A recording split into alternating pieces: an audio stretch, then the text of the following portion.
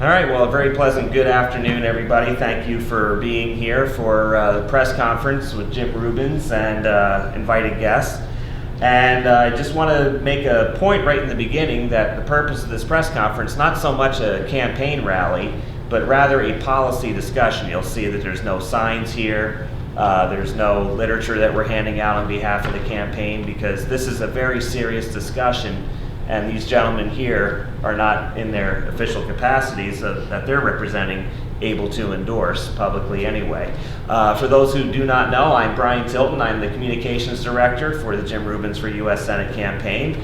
And we've been working on this issue since the beginning. Even before the campaign started, Jim Rubens has been involved in trying to understand and discuss the opioid crisis that has gripped New Hampshire as well as the rest of the country. And we don't have to look too far to see the devastating effects of that. One of the things that we'll have some speakers here. We have Rick Van Wickler, who is the superintendent of the Cheshire County Department of Corrections. We have Howard Wooldridge, who's the co-founder of Law Enforcement Against Prohibition. He came to visit us today from Washington, D.C. We have State Representative Max Abramson from Seabrook and Hampton Falls. He's here to speak as well, last minute addition to our schedule. And then Jim Rubens will be giving some comments as well. I want to start off today with sharing you a video, which I will send out to the media in a press release. You'll have a digital copy of it. The video, this is just a highlight of the longer form that we'll be putting out of the inmates at the Cheshire County Jail, all of them there for heroin related crimes. And the stories that they told are very compelling and certainly is worthy of a much wider discussion in trying to understand how to come to grips with the opioid crisis. So with that, we will begin our short video presentation.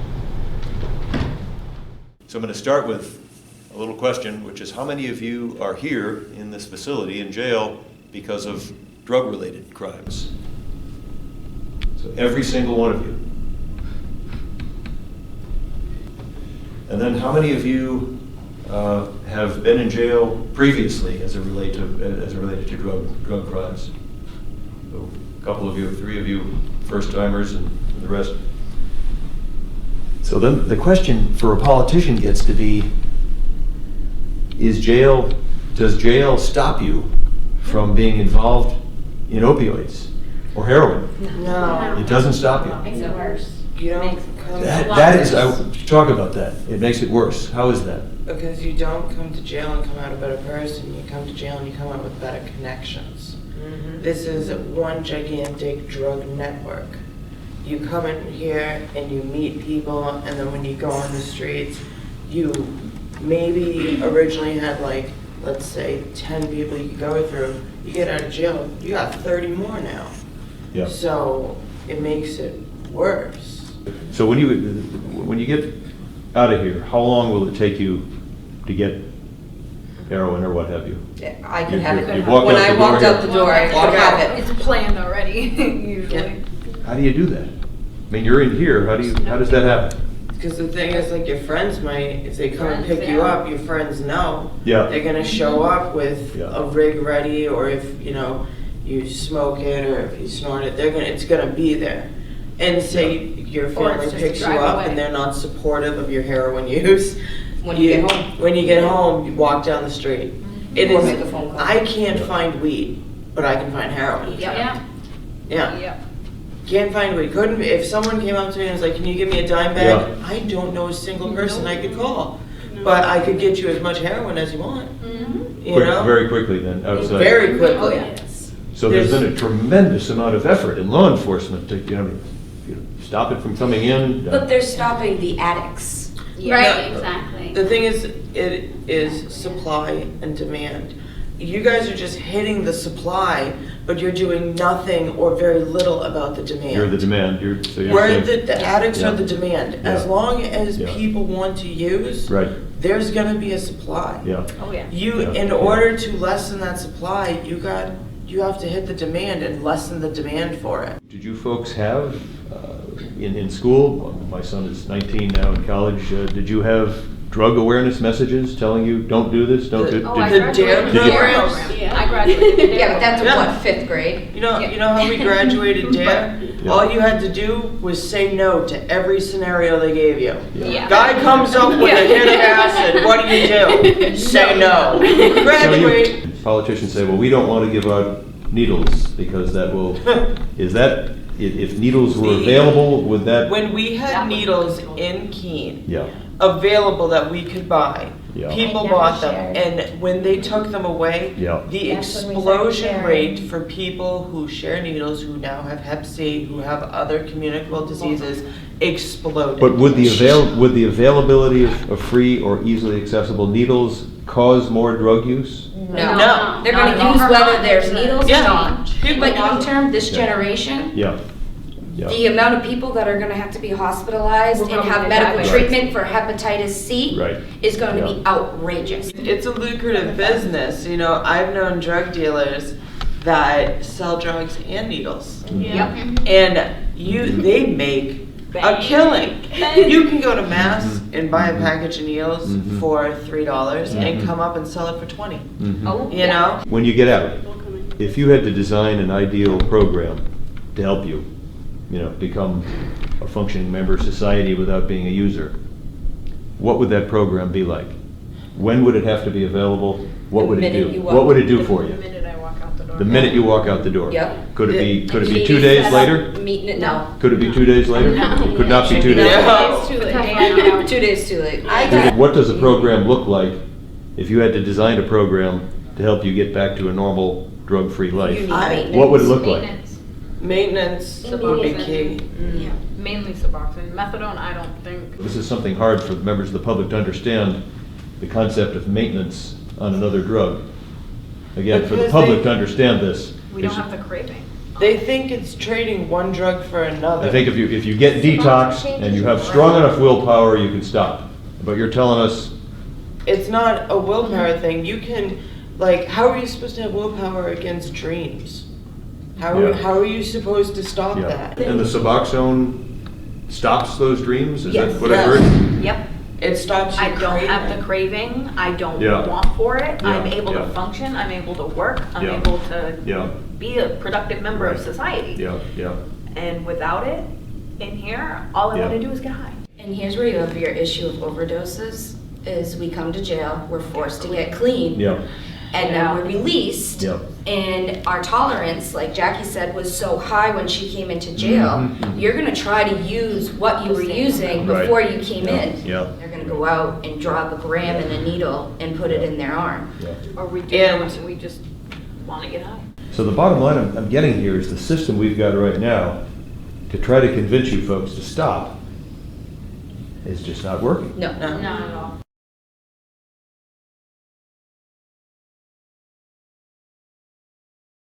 So again, that is the short version of the video that we'll be putting out. I'll send out the short version for you as well.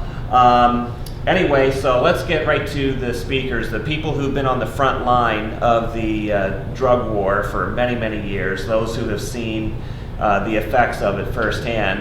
Rick Van Wicker is the superintendent of the Cheshire County Department of Corrections. He's been the superintendent there for 23 years, has been in the corrections career for nearly 30 years, and he has seen quite a lot come through his doors. So he is also the current chairman of the board of the organization Law Enforcement Against Prohibition.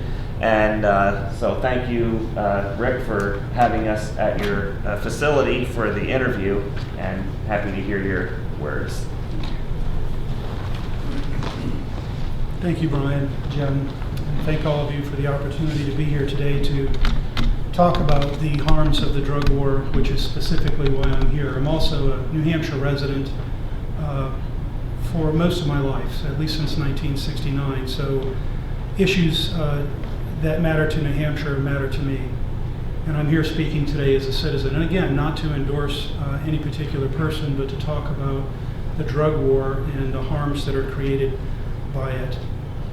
The most secure facility in any neighborhood should be its jail. Jail construction is significantly expensive. The walls are incredibly thick. The doors are made of heavy gauge steel. You have correctional officers that are trained with thousands and thousands of dollars and man hours of training to secure it. And yet, in all of these jails across the country, drugs get in and drugs are used. And so the first observation that I would share with you is that if you can't keep drugs out of a jail, how do we keep them out of our society, which we consider to be free? The current mission of the war on drugs, as established in Washington, D.C. back in the 1970s, actually has a mission statement. That mission statement is to create a drug-free society. That's what we've been working on for the last 30 years. That's what we've spent over $1 trillion trying to do. We violated human rights. We violated civil rights. We've incarcerated an awful lot of people. And in law enforcement, we went after all of the traditional crimes as well. But even though violent crime is at a 30-year low, for over 20 years, we built 900 jail beds every 2 weeks. 900 jail beds every 2 weeks for over 20 years to accommodate the incoming population. In 1980, we had about 800 and some odd thousand inmates in the United States. It took over 200 years to put the first 1 million citizens in prison. It took just over 10 years to put the second 1 million in prison. And a lot of that was fueled by these drug war policies.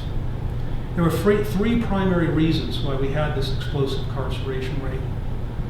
First, of course, was the drug war. Secondly, were mandatory minimum sentences that are associated with the drug war. And the third were technical violations of probation and parole, meaning that a new crime wasn't committed by a person who was in prison, but they violated their conditions of probation or parole by smoking a joint or being high or visiting with another person who was guilty of a drug crime.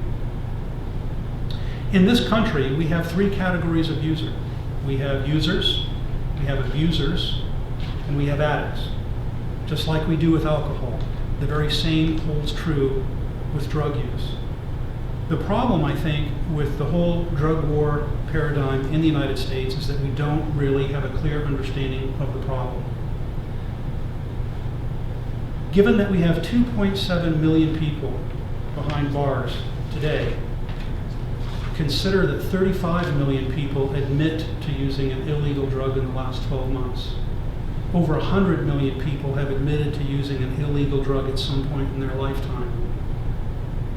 It's not possible through incarceration or law enforcement to create a drug-free society in this way, or I would submit at all. Drugs, when you really look at the problem, are not the problem. Prohibition is the problem.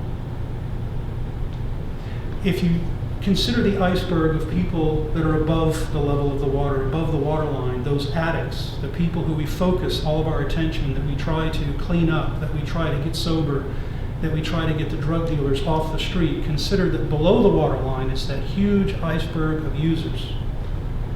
You see, the market for just the addicts is not large enough for cartels to even be in business. The appetite is much larger. And that's a black number. Unless somebody is going to admit to using, we're not going to know that they use. But we know that in Keene, when a high school teacher dies of an overdose, or in Exeter, when a school official gets arrested for heroin, we begin to see below the waterline. And what we need to do in America is understand how big this appetite is. And what are we going to do about reducing the harms?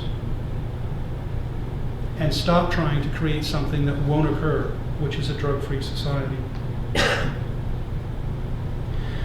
Consider the racial disparity and how we've applied our laws over the last several years. Blacks and Latinos make up about 30% of the American population, but yet they account for more than 50% of those people who are incarcerated. We arrest every year about 1.5 million people for drugs. 80% of those are for just possession alone. We have a criminal justice that's now trying to accommodate the needs of these people. Politicians are starting to respond to the nudge from us to say that we have to do something else, we have to provide more treatment. But now our system provides this. It offers to 80 to 90% of the people who are not addicted and who don't have a problem. Our criminal justice system offers either treatment through drug courts or incarceration. 80 to 90% of them. And 80 to 90% of them don't need those services. Only 10% really need the addiction services. The film that you saw that was taken at our institution, a lot of those women want help. And they're able to be in jail, and they admit that they're sober in jail. In our jail, they're sober. But they readily admit that when they leave, the first thing they're going to do is try to get high, unless at the door there's help, there's assistance. That there's something in life that says we want to help them medicate whatever emotional pain that they have, whatever physical pain that they have. 90% of those women suffered some sort of trauma. Physical abuse, sexual abuse, childhood abuse. Talk to anybody who is affiliated with using drugs and you will find that they're trying to medicate either a physical or an emotional pain. It is very significant to them. And we have a responsibility to be reactive. And cutting off pain medicine to somebody who needs it is not an option. Cutting off assistance that for someone who needs psychotropic drugs is not an option.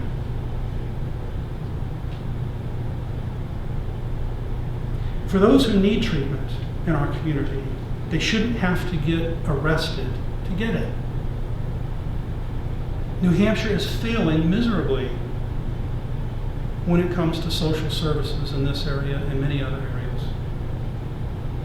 Consider the societal costs, the collateral costs that go along with incarcerating these women and all the young men who are suffering the same fate. Every child that has a parent that goes to jail is several times more likely to end up in jail themselves. Every child that is taken away from their mother, who now is assumed by the state for their financial responsibility, and somehow somebody hopefully is going to address the emotional needs of that child. It perpetuates out of control. I understand that this week is the week to celebrate Second Chance. I don't know that that's official or not. I heard it on the radio on the way in today. Second Chance, things like Ban the Box are a big part of this. Because people that get sober in jail get released and want an opportunity legally to get clean. And so many of them don't have an opportunity for a job, don't have an opportunity to have a scholarship to go to college. All the opportunities that would help assist them, make them a reputable citizen, we've taken away. So now, left alone, without children, without an opportunity for college, without an opportunity for food, without an opportunity for work or for an apartment or for a car to get around, they're in emotional pain again. And they need to medicate that emotional pain. And we've created this perpetual cycle. That's where we are today, ladies and gentlemen. And over the last 30 years, I have seen an awful lot of people come and go. I've never seen so many people come in like I do today who have so much potential to offer to our community, to our society, but are not only not functioning today in that society because they're incarcerated, but probably never will have an opportunity to do that again. We need immediate reform. We need immediate reform. Thank you very much. I appreciate it and look forward to any questions and answers following my colleagues.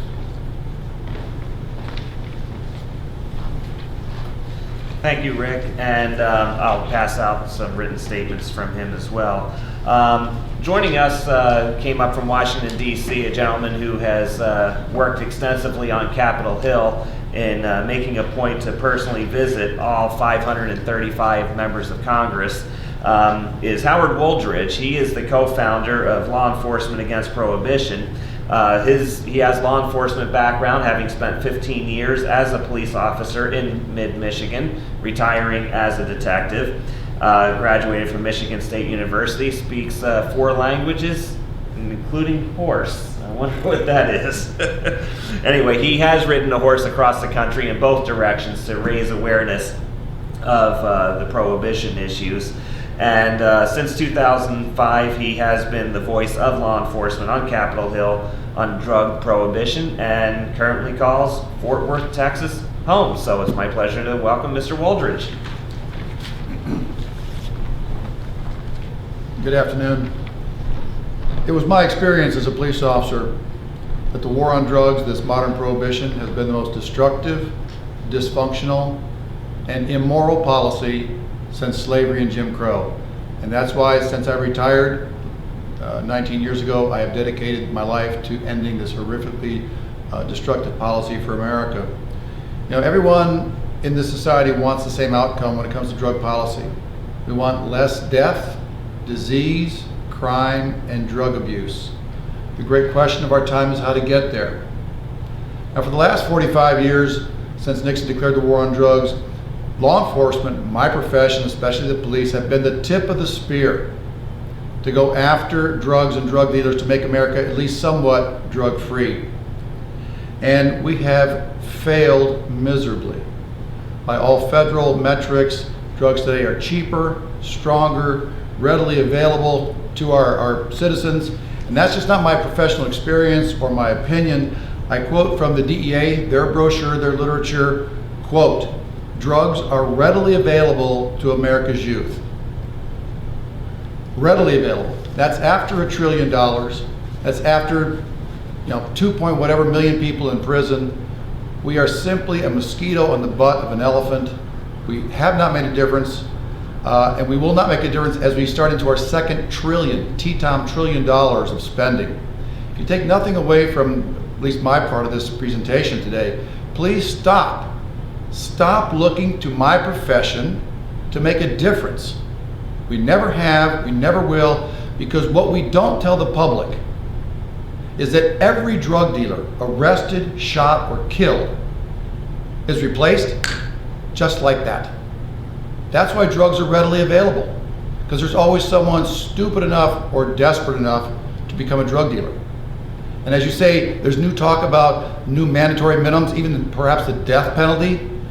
Ladies and gentlemen, every drug dealer accepts as a condition of their employment death and long prison terms. And we have seen over the course of the last 45 years, tens of thousands of Americans take up the job of being a drug dealer. The federal government tells you today that 900,000 teenagers are employed in the drug trade. And every day, my best information is 20 are shot dead because of their employment.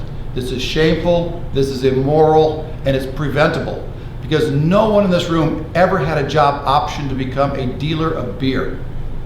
Not when you were in high school, not when you were in college, not when you were a citizen.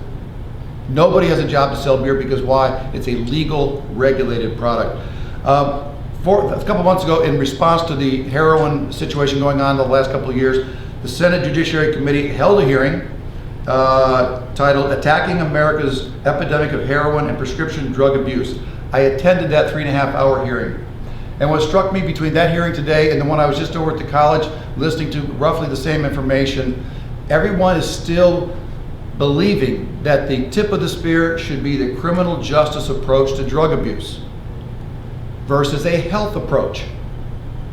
Ladies and gentlemen, I can tell you from a grand total of 18 years of police experience, the government can't not fix stupid.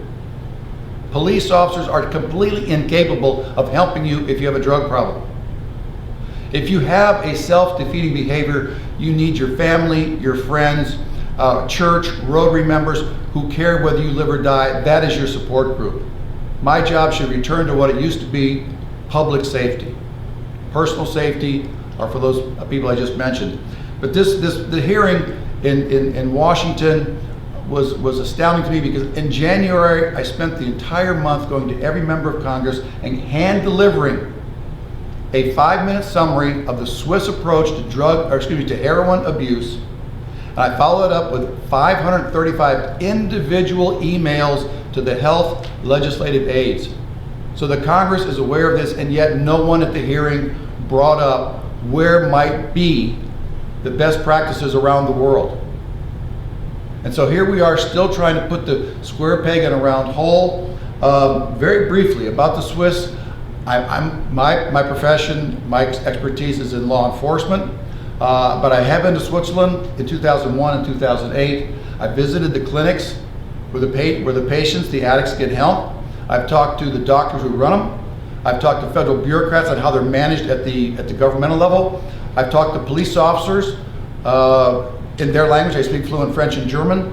And there's overwhelming excitement and support for this policy, to the point it's so successful that 7 countries have generated similar programs, because this program does what we all want. It has dramatically reduced death, disease, crime, and slightly dropping heroin use and abuse. And this is what is happening in those other 7 countries, including Canada. And very quickly, the approach is health-based, and just think about what we do if you're addicted to cigarettes. What's the first? You can get treatment on day 1, and it's going to be the patch, or say nicotine chewing gum. And then secondly, a hallmark of the program in Switzerland is substitution treatment. When you come in as a heroin addict, day 1, no hesitation, you are getting methadone right there. And then if you're, and the third part of this is, if you want it, you can be a patient for the rest of your life. I talked to a gentleman from Fox News who's been chewing nicotine gum now for 9 years, and he told me, he admitted he probably will die with this chewing gum in his mouth. He can't kick the nicotine addiction. But God bless, he's not causing a problem from anybody. And so that's a third hallmark of the Swiss program. And the fourth is the only one that's a bit controversial. 92% of their patients stay on methadone or some other buprenorphine and some other words I can barely pronounce. But for the 8% who cannot stay on methadone, and this does happen, they allow those addicts, those patients, to receive heroin at a clinic twice a day. The results of this have been dramatic in terms of the outcomes. I have a summary for you in the back. The summary was approved by the Swiss government. I send it over there once a year for any updates. I received the okay in January, and that's what the U.S. Congress received. Not my information. Well, it's the information approved for distribution by the Swiss Embassy. So the important thing, as I say, taking away is, we know that the police are helpless to stop the tsunami of heroin flooding into New Hampshire, flooding into our country, and we've got to start taking an entirely new approach to drug abuse problems. The health approach versus the criminal justice approach. You gave us a chance. You gave us 45 years and $1 trillion, and we gave you nothing. And America needs men and women in Congress that I deal with every day who are capable of processing and accepting new information and new ideas, and then make decisions that are going to help the country be a better place, not just have a nice photo op for a campaign. And that is the reason I'm here today for Jim Rubens. Thank you.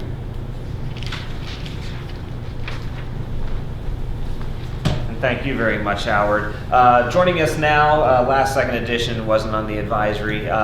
State Representative Max Abramson from Seabrook is here. He's going to give us a quick legislative update on some of the issues that Howard just touched on as to what's being worked on here in New Hampshire for potential solutions. Ladies and gentlemen, my name is Max Abramson for the record. I'm representing Seabrook and Hampton Falls. Recently, State Senator Gene Forrester put forward Senate Bill 485, which would have authorized another $1.8 million in additional funding for enforcement proposed by the Department of Safety. The House Finance Committee did not sound very receptive to that idea. What they're calling the war on drugs whack-a-mole. You take out one dealer and you end up with another one in their place. So I proposed two different amendments as two different alternatives. One is to spend the same amount of money on these diamorphine clinics, and the second amendment offered to the House Finance Committee would finance employment support. I spoke with Chucky Rosa of Chucky's Fight a few weeks ago about what needed to be done, and of course the biggest problem, which has become better and better known, is that people come out of drug treatment and they have nothing else to do.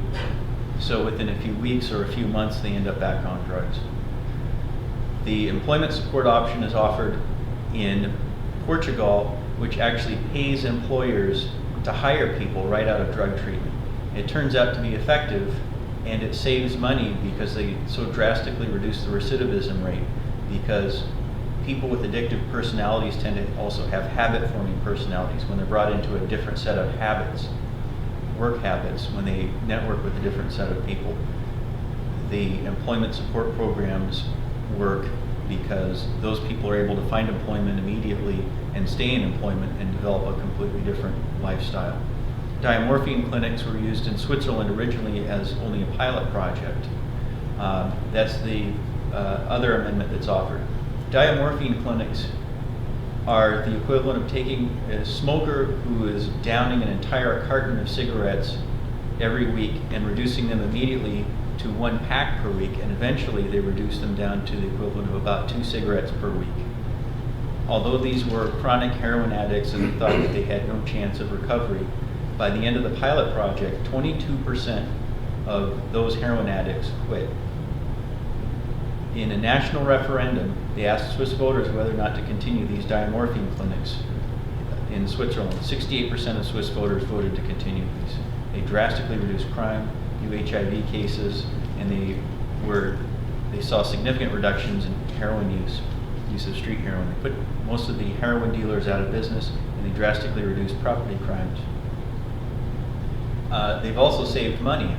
Heroin users, if they're left out on the street, costs about $45,000 a year in Switzerland to run them through the jails, to be prosecuted, to go through the emergency room, to go through treatment again.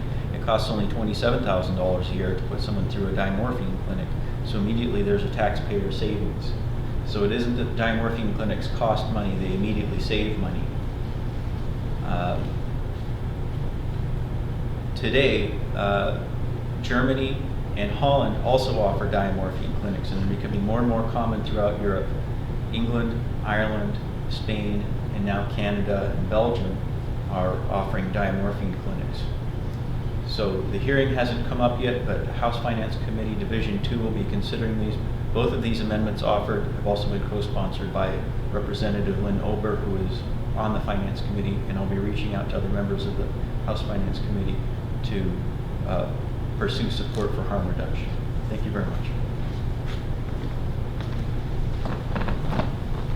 Thank you, Representative Abramson. And now to introduce Jim Rubens, running for U.S. Senate. Jim has written extensively on substance abuse, as well as served as past president of Headrest, a Lebanon-based addiction treatment center. So I don't think you need too much more of an introduction than that. So here's Jim. Thank you, folks. Yeah, I wrote a book about the social aspects of addiction, as Brian mentioned. The challenge on this issue is similar to challenges we face across the country on a number of issues. The extreme, extraordinary resistance to new ideas, new approach. We got a cluster of extremely serious problems facing the United States, and drug addiction, drug abuse is one of them. And it's remarkable. These gentlemen have been working on this 19 years, 30 years.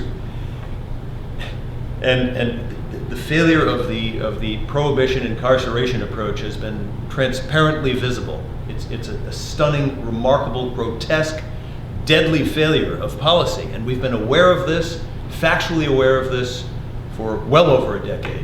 And in some cases, people have been aware of this over 2 decades. So it's stunning, the extent to which For example, Howard going down to Congress and visiting members of Congress and offering a delegation of Swiss experts willing to come to America and testify to Congress about a program that is 20 times more effective at reducing death from opioid overdoses than what we've got in New Hampshire. This is a system they have in Switzerland which is operating in the real world. Has been operating for how long? 22 years. 22 years.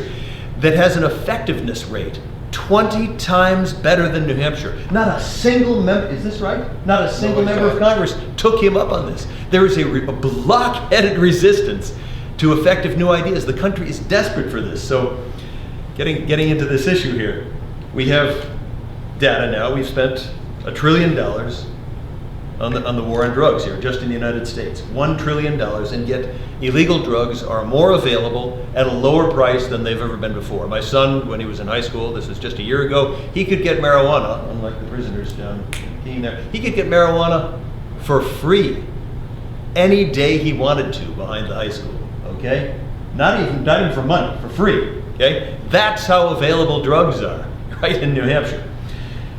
So it's been a failure. We have 433 people died from opioid overdoses. We know this, 3 times traffic fatalities. And unfortunately, in response to this policy failure, we just keep hearing more and more of the same from political leaders, and an unwillingness to listen to things that work better, and to load more of the same, maybe another $1 trillion onto the nation's overtaxed credit card. So I met with addicts, and you saw the film there in the Cheshire County jail, and you saw them speaking, and you could see that they told me they cannot stop their nightly dreams. So this is not a failure of willpower. You have people, let's lock them up and teach them to just exercise willpower. You heard them testify, you heard them speak. They can't stop dreaming about getting a needle into their arms. Some of these women told me that they dream several times every single night about getting a needle into their arm. They can't control this dream with willpower, so we need a different approach. These women tell me they leave the prison, and within minutes, right at the boundary of the prison, they're able to get the drugs they want again. They're right back to what they were doing before. Again, this is the drug war. It has utterly failed these women. And this is not in the film. I think it's in the long form of the film we put together. These women talking about the lives they prefer to live. These women want normal lives. They want to be back with their kids again. They want to have a job. They want a profession. They want to have a career. They want to be clean. They don't want to live like this. But the addiction, and this is what we've learned from addiction science, about 1/3 of human beings are prone to addiction. Just the way, and it's inherited into people's minds. People inherit a higher degree of susceptibility to addiction. And the addictions, these hard addictions we see from these prisoners, these people in jail, are triggered almost always, highly frequently, they're triggered by experiences, highly stressful experiences during their childhood. Death of a family member, sexual, physical violence against them personally, extreme incidents of bullying, family members who are addicted or drug users, death of family members. These kind of experiences trigger the reversion of a person who is susceptible to addiction but not addicted to become addicted by using one or more of these drugs, these hard drugs, to self-medicate. And this cannot be stopped in many cases, in some cases yes, but in many cases with just willpower. So Howard talks about the Swiss program. It's a technique that works, and it goes so far. 8% of people in Switzerland who can't get off their addiction using substitution drugs. In America, there are Suboxone clinics. There are a few of them in New Hampshire. People who can't do that, they actually go in, and the Swiss taxpayer pays to give them heroin twice a day.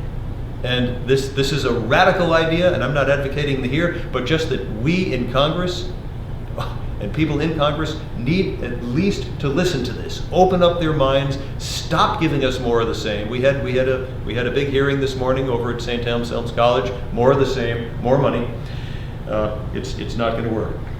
So what I'm proposing is that we treat opioid addictions with a seamless bundle of services, and these need to be available at the moment these women and these people step out of prison. If we're not going to end prohibition, when these people get out of prison, they need these services within minutes. It can't be waiting time. It can't be 2 days. It can't be 2 weeks. It can't be 2 months. It's got to be within minutes of leaving. It has to be a bundle of services. It includes medical replacement therapy. It could be Suboxone. It could be buprenorphine. They speak less kindly about these women, about other drugs. It needs to include mental health treatments, and it also, for people out of prison who sometimes have felony records, it needs to include a means to get these folks work again. There are transportation challenges, there are housing challenges, all of this stuff has to be put in place. And the advantage of this approach compared to the prosecution, prohibition prosecution approach, incarceration approach, is that it costs dramatically less. At your prison, Rick, in Cheshire County, was $32,000 per year, and these services can be delivered on a monthly basis. And having interviewed a bunch of people around the state who provide portions of these services, runs about $500 a month per hard addict on average to provide this service. It's less costly than all of the things that happen under the present drug war, business as usual. Less costly than the crime. These women, when you make drugs illegal, they go out and they steal to get the money. So you include the cost of theft, you include the cost of imprisonment, you include the cost of interdiction, you include the cost of the injury to family members, and you compare that to the Swiss approach, and you find it saves money. So I also propose that, because there is talk about funding these improved programs with federal money of various kinds, and with Obamacare, Medicaid money, this money is all predicated on adding to the nation's maxed out credit card. Our nation is bankrupt. We have got to find ways to solve this problem that do not expand federal debt. We're already done, and we're at the point of facing negative interest rates and some kind of financial chaos because the federal government is printing money, borrowing money, and it's going to end soon. So how can we solve the problem? What I'm proposing is, under the 10th Amendment, the federal government ought to allow states to legally tax, regulate marijuana as they see fit. So I'm proposing that the federal government ought to get out of the way of the states, and should states, and I don't advocate this because the 10th Amendment reserves to the states powers not expressly granted to the federal government and to the people, states ought to be able to decide to tax marijuana should they wish to legalize it for recreational purposes or other purposes, should they wish, to regulate it effectively, and to use the proceeds of this tax money as a reliable source of money to the dramatic increases in the provisioning of the treatment services that we need for the opioid addicts. These folks need a lot. We heard that this morning very clearly in testimony. We need a lot more services than we're getting right now in New Hampshire for these folks. It's going to cost money. Relying on the federal government, which is bankrupt, to fund this, I think is irresponsible. So this is a funding mechanism that would allow the state, within its own resources, in a manner that would not coerce anyone into doing anything. People who wish to buy marijuana can do so. People who don't wish to buy it don't need to buy it. And the tax proceeds from this, should the states wish to do this, would provide a reliable source of revenue so that we can provide the extent, the breadth, and the quantity of services needed, that bundle of services needed to deal with the opioid epidemic in our state. So again, I conclude with the following, that our government needs to open itself up to expand the thinking of people in Congress to accommodate new ideas. Look at what's working in different states and in different nations in this exercise. Get rid of the blockheadedness. Get rid of the thinking that blocks out new ideas that may work better. And again, I'm going to come down to one data point. In Switzerland, they have a method of dealing with opioid addictions, 20 times more effective than we have in New Hampshire. And no member of Congress wanted to hear about that. That's got to end. Thank you very much, and I guess we'll take questions. Yeah, open the questions. Take questions now. And thank you, members of the Fourth Estate, for coming here. So Jim, let's say you're elected your comments, given the blockheadedness, as you put it, of your folks who be your colleagues, what's your first step to try to get your message out and get through that once you're actually in our capital? Use the same approach I took when I got elected to the state senate. I campaigned on a bunch of new ideas on what's called Senate Bill 2 voting in charter schools and electricity competition. These ideas in the 90s were very new to who became my constituents. They are new to my peers in the state senate and the House and Senate. And simply by having someone in office opening up discussion in a highly respectful, very rational way, very fact-based, bringing people in, just expanding debate is a great place to begin. And the narrow, restricted state of debate, and again, I come back to Howard's point about 535 members of Congress not wanting to hear from Switzerland, which has a method of dealing with this problem 20 times more effective. That's a great place to start. Just open up discussion. One member of Congress can expand discussion.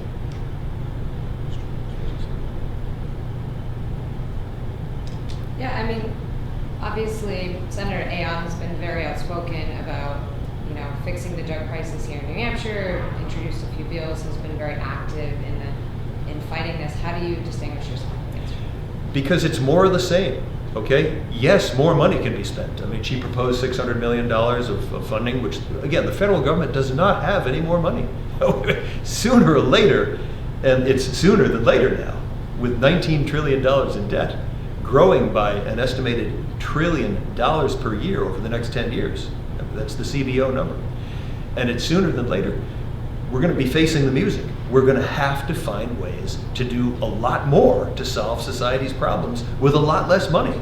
And when you have Switzerland, you can look at it. And again, I'm coming back just to this issue. At every issue we confront in this country, we have to open up thinking. We look at Switzerland saying, there is another way to do this. Simply examine best practices around the world. And we can solve some of these problems we have in America. So more of the same is going to cost more money. The money is not there. Obamacare, Medicaid is going to evaporate as soon as the federal government discovers that China is not going to loan us any more money, or that the Federal Reserve Board cannot print any more money because our currency will go into some kind of spiral. We still are left with the problem. And what we've been doing, the drug war, $1 trillion spent, has not worked. And Howard was over at the testimony this morning over at St. Anselm's College. I asked him, Howard, have you heard any of this before? Same as he heard 20 years ago. It's the same stuff. It didn't work. So yes, it's comfortable, and I understand that in law enforcement, and these gentlemen, I got to give these gentlemen credit here. These gentlemen are in law enforcement, and I was over in your jail the other day, and we were sitting around in the lunchroom, and we asked your officers, is this working? They say, no, it's not working. Everyone in the room admitting it's a complete failure. These are on the law enforcement side and on the people in the jail side, all admitting it's a total failure. Why are we doing more of it? Why? Because they're afraid of change. They're afraid of upsetting the relationships that make Washington, the wheels of Washington go around, the flow of money, the flow of relationships. It's all got to change. Prohibition is addictive. Prohibition is addictive. So these guys have been around and they know the sloganeering. It's addictive to people. Just so I have it correct, so when you were talking about legalizing marijuana and taxing it so that we have more allowing states to do that so under that the 10th Amendment. States that don't want to do it should not be compelled to do it. Is that how you're thinking in New Hampshire we should fund some of these programs? Yes. So that women, is that the only revenue source that you think would?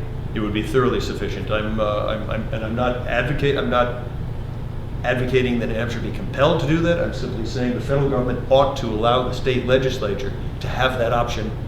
And then you would, and should they do this, like Washington State raised, what did Washington do, $80 million in a Best year? metrics are out of Colorado the first 2 years. They cleared $160 million clean. It meant it's not going to be that much in New Hampshire, and that's a first mover, early adopter. You had some you had probably undoubtedly marijuana tourism, but you're going to have a sufficient sum of 10 at least. I don't know if Max you've seen numbers, 10, 20 million bucks coming into New Hampshire every year. What numbers have you seen for New Hampshire? Exact figure. I know it's tens of millions. It's tens of millions of dollars, and that would be sufficient to adequately and permanently fund the kind of services we need to deal with this opioid problem. This is touching people's lives. It's a serious problem. Every politician is talking about it in New Hampshire. We need a solution that will actually work and that will be funded long term. And this is a way to do it. So you're not advocating that New Hampshire should legalize marijuana and tax it? I'm saying New Hampshire ought to have that option. Because I'm running for federal office, I'm advocating the federal government ought to get out of the way and allow states, these states are laboratories of democracy, allow them to look at Switzerland, to look at Washington State or Colorado and decide how they want to approach the problem. But again, the problem exists. Prohibition and incarceration is a stark, deadly failure. It's a deadly failure. And here's a solution that may work. So would you legalize drugs beyond marijuana? That's No. what I understand. Not at this point, but Switzerland has not legalized, have they? Switzerland did not legalize. What they've done is they've taken the resources that would have gone to interdiction, and they've simply made options for people who are either addicted or addiction prone. There is a way to get the therapy that they need instead of self-medicating through crime, which is what we have in America. And again, you see these prisoners, these people in jail, they've had severe emotional stresses in their life, they're self-medicating, and they're committing crimes to get the money to get the drugs. So you create a pathway for people to get the treatment that they need, and people need treatment. Everyone agrees on that, okay? And you're creating a pathway by which people can get that treatment without crime. And that's what they found works in Switzerland. Yes, it requires stretching your imagination. Yes, it requires fresh thinking, but it works. And crime is down. AIDS transmission is down. You see various data, 80 to 90% reduction in AIDS transmission.